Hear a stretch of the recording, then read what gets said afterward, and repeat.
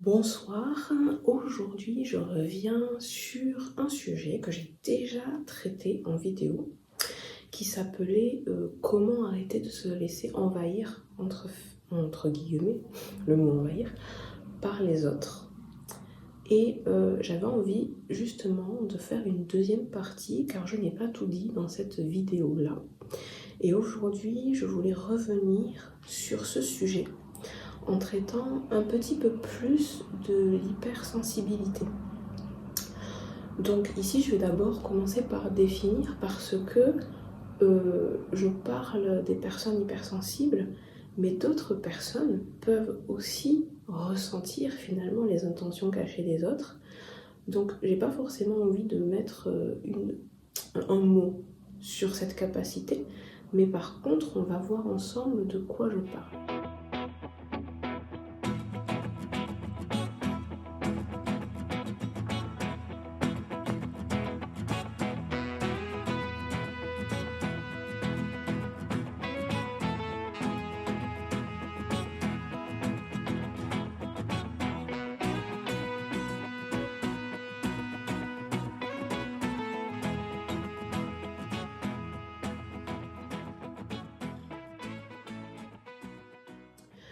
Donc cette vidéo s'adresse spécifiquement aux personnes qui arrivent à ressentir les intentions cachées de l'interlocuteur. Par exemple, vous êtes en train de travailler au bureau, etc. Et puis vous avez une collègue qui arrive, qui vous dit bonjour, comment ça va, etc. La conversation file bon train. Mais vous savez qu'en fait, vous le ressentez, qu'elle veut votre aide. Mais elle va pas vous le demander. Elle va pas avoir de parole. Elle va rien dire en fait. La seule chose qui se passe, c'est finalement son énergie qui vous envahit, on va dire ça comme ça. Et à ce moment-là, avant même qu'elle ait eu besoin de vous demander votre aide, vous lui dites « Est-ce que tu as besoin de mon aide pour tel dossier ?» Et puis là, comme par hasard, elle va vous dire « Ah ben oui, justement, j'y arrive pas. » Mais elle vous aura jamais demandé votre aide. Hein. Vous aurez ressenti cette sensation, cette énergie qui vous a été envoyée, et avant même finalement de la laisser vous demander, chose qu'elle ne fait jamais, parce que ici on va mettre les points sur les i. Si vous regardez cette vidéo et que vous êtes concerné, c'est qu'en règle générale, les gens ne vous demandent jamais rien. Parce qu'à partir du moment où vous ressentez tout, vous prenez tout ce que vous ressentez comme un dû à l'autre. Et avant même qu'il ait besoin de vous demander, vous allez agir. Vous allez, entre guillemets, je le dis ici, le servir.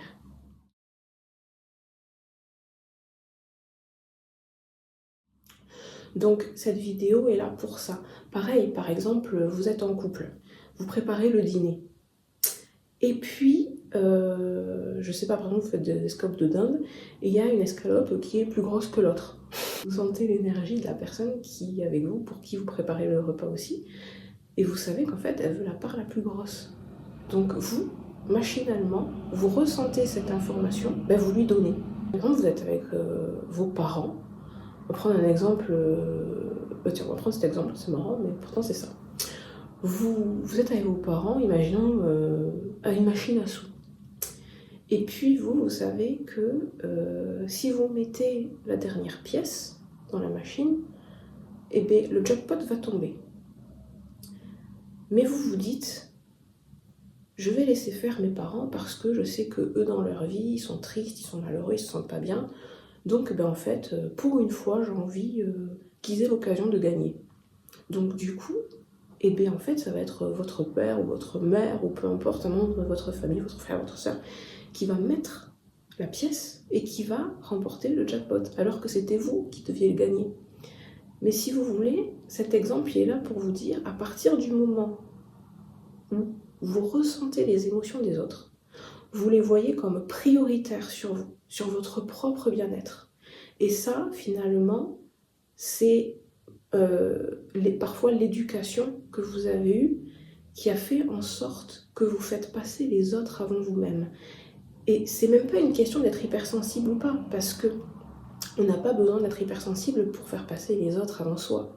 Mais quand on est hypersensible, entre guillemets, c'est pire parce que, en fait, on a réponse à tout. On sait ce que la personne veut avant même qu'elle le dise. Donc du coup, qu'est-ce qui se passe? On lui donne. Et on pense en plus que c'est un dû. Parce qu'en fait, étant donné qu'on a cette information en plus, quand on a eu ce type d'éducation, on se dit que c'est pas normal. Si j'ai ça, si j'ai cette capacité de savoir ce que l'autre veut, c'est pour le lui donner. Et finalement, ça rejoint un petit peu, sans réellement rejoindre la première vidéo, où je vous disais que pour que les gens arrêtent déjà de vous envahir, il faut que vous soyez OK avec vous-même et que vous sachiez poser vos limites et dire non quand c'est nécessaire. Ici, c'est même pas une question de dire oui ou non, parce que la personne ne vous a rien demandé. Encore une fois, je le répète, c'est l'énergie que vous ressentez. Donc peut-être même que là, vous regardez la vidéo, vous vous dites, purée, mais c'est fou. Depuis que je suis petite, effectivement, j'ai toujours fait avant qu'on me demande.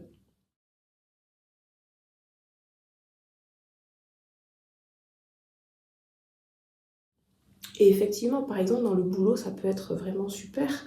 Vous pouvez même avoir, entre guillemets, des points en plus. Parce qu'avant même qu'un patron vous dise quoi que ce soit, vous le faites. Puis quand vous arrivez dans le bureau, le truc est fait et le mec, il comprend même pas comment c'est possible. Comment vous arrivez à anticiper ce qu'il veut. Parce qu'en fait, c'est ça. Au final, vous ressentez tellement les émotions que vous arrivez à tout anticiper pour les autres. Mais par contre, ce qui est dommage, parfois, c'est que, au final, vous anticipez, c'est bien. Mais vous, qui s'occupe de vous, personne. Et vous pouvez vous sentir seul, vous pouvez vous sentir délaissé, vous pouvez vous sentir incompris. Parce que finalement, la communication qu'il devrait y avoir entre deux personnes, elle est coupée nette. Et parfois, quand vous ne pensez pas à vous, vous vous sentez, vous-même, vous vous dites, qui peut penser à moi? Est-ce qu'à un moment donné, quelqu'un a déjà pensé à moi? Est-ce qu'à un moment donné, quelqu'un a déjà fait quelque chose pour moi? Parce que ce qui peut être aussi difficile dans ce genre de situation, c'est qu'à partir du moment où vous faites pour les gens, vous pouvez avoir aussi l'attente que ces gens-là vous rendent l'appareil. Mais parfois, c'est jamais fait. Donc du coup, qu'est-ce que vous faites? Vous continuez à donner. Parce que vous vous dites, ouais, mais si je continue à lui donner, au bout d'un moment, il va me donner aussi parce que c'est comme ça que ça marche.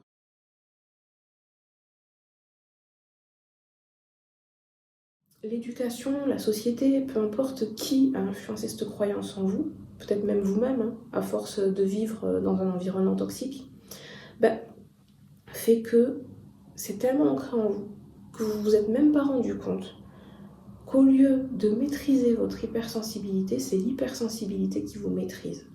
Alors encore une fois, je parle d'hypersensibilité ici parce que c'est le mot général pour ça, mais il doit y avoir d'autres personnes qui ont cette capacité de ressentir finalement les intentions des autres. Et ce que j'aimerais vous dire ici, c'est que c'est pas l'hypersensibilité, à aucun moment, qui vous a dit « fais ce que l'autre te dit ». C'est pas vrai, c'est pas ça. L'hypersensibilité, la seule chose qu'elle vous dit, c'est « cette personne, elle veut que tu lui donnes ça ». Et après, en fait, c'est vous qui décidez de lui donner ou pas. Mais c'est pas l'hypersensibilité qui vous fait souffrir, c'est pas l'hypersensibilité qui vous oblige à faire des choses, c'est vous, c'est vos choix. Et je sais que c'est pas facile de différencier les deux, parce que justement quand quelqu'un vous dit tu es hypersensible, du coup vous vous identifiez à cette hypersensibilité et vous n'arrivez pas à le décoller. Et c'est assez risible, mais c'est un peu ça. C'est comme quand on est une personne de couleur, qu'on va à un entretien d'embauche et que la seule chose qu'on voit sur nous, c'est notre couleur de peau en se disant « est-ce que je vais être prise malgré que je sois pas blanche ?» Vous voyez ce que je veux dire? C'est qu'on occulte son CV, ses capacités, son expérience, ses qualités, voilà, ses défauts, peu importe. On occulte tout ça et on ne regarde qu'une seule chose, c'est la couleur de peau. Et les hypersensibles, même si on peut pas, voilà, les hypersensibles, c'est un peu ça. C'est je suis hypersensible, je ne vois que ça sur moi. Je me réveille, je pense à ça. Je me couche, je pense à ça. Je me sens envahie par les autres parce que finalement, on me dit qu'un hypersensible doit être envahi par les autres, mais ce n'est pas vrai et c'est complètement faux. Et déjà, j'aimerais vous dire que une personne, comme on l'a pris dans l'exemple juste avant, qui arrive dans votre bureau, qui fait la discute, simplement pour vous utiliser par la suite, c'est pas quelqu'un à qui il faut lui donner. C'est pas une personne qui est bienveillante envers vous, en fait. À ce moment-là, quand elle vous demande comment va ton petit chien, pour qu'ensuite vous lui fassiez tout le travail, parce que souvent c'est comme ça, c'est pas juste une partie, ou parfois c'est une partie, mais il n'y a pas de remerciement, c'est un dû en fait pour la personne. Quand vous en arrivez là, vous pensez vraiment que c'est quelqu'un à qui vous devez donner? Vous pensez vraiment que c'est quelqu'un à qui vous devez faire les choses? Parce qu'en plus, cette personne ne vous a rien demandé. Et je continue d'insister sur ça, cette personne ne vous a rien demandé. Donc, au lieu d'utiliser cette hypersensibilité pour servir les autres, parce que là, vous servez les autres, vous courbez les chines, vous avez le dos voûté, eh bien, utilisez cela pour vous protéger. C'est-à-dire que cette collègue qui arrive, qui fait genre de rien, quand vous ressentez qu'en fait, elle veut vous demander un truc, pour la énième fois, parce que souvent c'est ça, ben, laissez-la parler. Regardez. Pareil, elle ne va même rien vous demander, repartir comme ça, parce que la plupart du temps, en plus, ce genre de personnes fonctionnent comme ça. Elles prennent tout comme un dû. Si vous avez cette capacité de ressentir les choses et que vous faisiez tout pour elle, ben, elle a l'habitude que ce soit comme ça, donc elle va penser que ça va être comme ça à chaque fois. Et si ce jour-là, vous lui dites rien, vous l'écoutez juste parler, pareil, elle va repartir, entre guillemets, la queue entre les jambes, elle vous aura rien demandé. Et si jamais elle vous demande, en fait, au moins, elle aura fait l'effort de vous demander. Et encore une fois, je vous renvoie quand même à la première vidéo. Comme d'habitude, vous avez le droit et le choix de dire oui ou non. Et ça, c'est un choix personnel. Donc essayez de prendre le temps et de prendre le recul nécessaire pour savoir si ce travail est vraiment bon ou pas pour vous et de prendre vos dispositions si vraiment vous en avez besoin. Et donc, vous voyez, c'est ça, en fait, que je vous propose aujourd'hui, c'est d'arrêter de faire ce que les autres attendent, d'accord? De les laisser vous poser cette fameuse question qu'ils veulent vous poser ou cette requête qu'ils veulent vous formuler pour comprendre finalement qui vous avez en face. Parce qu'une personne qui ne s'exprime pas, une personne qui prend tout comme acquis, ben finalement vous la voyez entre guillemets sous son meilleur jour parce que, eh bien, elle sait qu'elle aura ce qu'elle veut venant de vous. Donc au final, elle va pas se montrer désagréable. Par contre, il est vrai que si vous arrêtez du jour au lendemain de faire ce mécanisme-là, ben peut-être qu'elle va commencer à être désagréable. Elle va commencer à laisser échapper des mots désagréables, parce que c'est ça en fait. Jusqu'à présent, certaines personnes, elles se retiennent en fait, parce qu'elles savent qu'elles peuvent vous utiliser. Mais à partir du moment où elles vous voient comme d'autres personnes qu'elles ont autour d'elles, qui font rien pour elles, etc., etc., ben du coup, elles vont devenir ce qu'elles sont, ou en tout cas ce qu'elles montrent aux autres en temps normal, d'accord? Parce qu'on est tous à la base amour, mais ces personnes-là peuvent avoir décidé de se détourner de cette voie-là et de blesser les autres, de faire du mal aux autres. Et je préfère vous le dire dans cette vidéo au cas où, d'accord? Vous n'êtes pas forcément concerné, mais au cas où, quand vous allez peut-être arrêter de laisser ces gens-là vous envahir, quand vous allez arrêter de les servir, il peut arriver à certaines personnes aussi de vraiment vous parler méchamment, alors que vous n'avez clairement rien fait. Vous n'avez rien fait de mal, vous avez juste arrêté de les servir. Et du coup, elles peuvent vous insulter, elles peuvent vous dire vraiment des paroles très blessantes, parce qu'en fait, le but derrière, c'est de vous manipuler et de vous faire faire de nouveau ce qu'elles veulent. Donc faites très très très attention.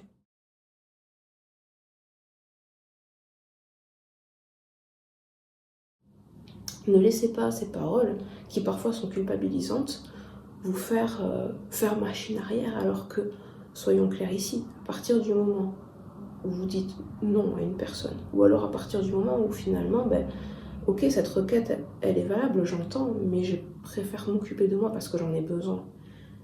Vous n'avez rien fait de mal, en fait, et vous avez le droit même de dire non. Parce que peut-être que vous n'êtes pas la seule personne à qui elle peut demander, hein, mais c'est juste que vous, elle a tellement l'habitude que vous disiez oui, elle a tellement l'habitude que vous fassiez tout, que ben, en fait, elle se reposait littéralement sur vous. Voilà. D'où parfois, on va le dire, les mal de dos, les trucs comme ça, ce truc, on a l'impression d'avoir un poids. Mais en fait, ce poids, il nous appartient même pas. Donc on peut se redresser, on peut finalement libérer le chakra de la gorge, libérer le chakra du cœur et avoir une meilleure posture. Mais encore faut-il se décharger de ces poids qui ne nous appartiennent pas, qui appartiennent aux autres, mais que les autres nous ont posées finalement dessous parce qu'on a accepté. Et encore une fois, je le répète, ce n'est pas l'hypersensibilité qui vous a fait accepter ça, c'est des croyances, c'est une éducation, ce sont des relations toxiques. Et parfois, c'est justement la peur de la solitude qui nous fait agir à notre encontre, parce qu'on se fait souffrir, parce qu'on ne prend pas le temps pour soi, parce qu'on ne prend pas le temps de faire ce qui nous rend heureux, parce que finalement, pareil, vous avez envie de vous occuper depuis 2 semaines de vos cheveux, de vous faire un masque, de prendre 30 000 pour un masque, mais vous êtes tellement au téléphone, par SMS, sur les réseaux, en train d'expliquer des trucs aux uns, aux autres, et machin, et tati et tata, que vous vous sentez pas bien. Ils vont vous garder 1 heure au téléphone, à la fin vous allez être épuisé, fatigué, mais en même temps, cette énergie que vous auriez pu utiliser pour vous, vous avez préféré l'utiliser pour d'autres qui n'ont pas trouvé forcément de réponse à leurs problématiques, mais qui pendant un petit moment, voilà, ils vous ont tout envoyé. Donc eux, ils raccrochent, ils se sentent bien, et vous devez pareil dormir pendant 1 ou 2 heures pour pouvoir de nouveau vous lever et faire ne serait-ce que vos tâches quotidiennes. Donc c'est pour ça que cette vidéo, je l'ai fait aujourd'hui pour vous dire, ne laissez pas les autres vous envahir, parce que vous avez le droit de vous prioriser, vous avez le droit de vous aimer, et ce que vous ressentez qui émane des autres, apprenez parfois à vous en protéger plus qu'à donner à qui veut. Parce qu'encore une fois, ça va vous épuiser. Votre énergie dans la journée, elle est entre guillemets limitée. D'accord? C'est comme si vous aviez 100%, que c'était une pile, vous avez 100%. Il faut comprendre que cette énergie que vous utilisez, il faut savoir où est-ce que vous l'utilisez, pour qui vous l'utilisez, à quel moment vous l'utilisez. Parce que au bout d'un moment, à force de donner à tout le monde, vous n'avez plus rien pour vous. Et oui, ça peut durer 6 mois, 1 an, 2 ans, 3 ans. Mais au bout d'un moment, cette fatigue que vous n'avez pas récupérée, va revenir taper à la porte. Et regarde, moi je suis toujours là. Tu as puisé dans ton énergie vitale, maintenant tu es épuisé. Donc maintenant, tu vas peut-être faire un burn-out. Maintenant, tu vas peut-être avoir des maux, etc., etc. Donc, si jamais vous êtes hypersensible, essayez vraiment de partager, de diviser ce qui est de l'hypersensibilité et ce qui est un choix qui résulte d'une éducation, qui résulte de croyances, qui résulte de relations toxiques. Parce qu'en fait, l'hypersensibilité, c'est quelque chose de merveilleux qui vous permet de voir le monde sous différents angles. D'accord? Vous avez une vision, on va dire, plus large, qui vous permet de mieux comprendre, d'accord, ce qui vous entoure. Et c'est très bien.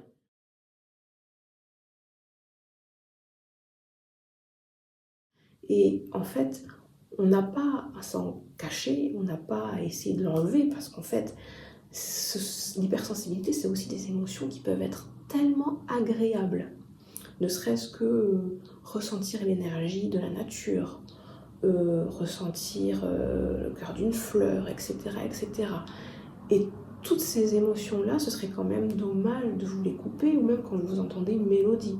D'accord? Vous êtes parfois submergé peut-être par des émotions qui sont vraiment féeriques. Eh bien, ce serait quand même dommage de dire « moi, je ne veux plus être hypersensible ». Vraiment, le souci, c'est pas l'hypersensibilité. Et j'aimerais aussi, encore une fois, rajouter ceci. Puisque certaines personnes s'identifient à ça, on voit souvent sur Internet des personnes qui vont ériger l'hypersensibilité en saint graal, parallèlement et paradoxalement. Certaines personnes hypersensibles, elles se sentent mal d'être hypersensibles, et il y en a d'autres qui vont plutôt dire « je suis dans le domaine des anges, je suis dans le domaine du divin ». Elles vont en fait s'encenser par arrogance, d'accord? Pour ces personnes-là, l'hypersensibilité est perçue effectivement comme un outil pour pouvoir dire « attention, je suis meilleur que toi ». Et paradoxalement, dire aussi « les hypersensibles sont les meilleurs et c'est vous les nuls ». Bien sûr, parce que c'est pas facile dans notre société actuelle d'être hypersensible, parce que on est rabaissé au quotidien. Donc, à un moment donné, pour assurer sa propre sécurité, on finit par s'imaginer exceptionnel. Et puis, vous pouvez du coup être tenté de vous dire, ça veut dire que si je rencontre d'autres personnes hypersensibles, avec elles, je me sentirai bien. C'est pas parce qu'on est hypersensible qu'on est une bonne personne. Et c'est pas parce qu'on est une bonne personne qu'on est hypersensible. L'hypersensibilité, c'est vraiment un atout. Mais voilà, c'est tout. Ça va pas définir qui vous êtes. C'est encore une fois un choix. Donc ne vous étonnez pas s'il y a eu des fois où justement une personne hypersensible a ressenti une vibration chez vous et qu'elle l'a utilisée contre vous parce que vous ne lui donniez pas ce qu'elle voulait. Je reprends l'exemple de tout à l'heure. Vous avez vu des personnes qui sont par exemple hypersensibles ou autres, qui ressentent ce genre de vibration, elles vont donner. Et finalement, elles attendent qu'on leur donne aussi en retour. Et si jamais, vous ne le faites pas, elles peuvent venir vous attaquer sur des points, malheureusement, qu'elles ont ressentis. Vous avez rien dit, ou alors peut-être que vous avez dit un ou deux mots, mais elle sait en fait où faire mal, du coup elle va utiliser la phrase qu'il faut pour vous toucher. Donc cette fin de vidéo, j'aimerais vous dire, ne vous identifiez pas à l'hypersensibilité et ne pensez pas que parce que vous êtes ou que vous connaissez quelqu'un qui est hypersensible, que vous êtes forcément, entre guillemets, une belle personne. Parce qu'on est tous, en fait, au fond, des belles personnes.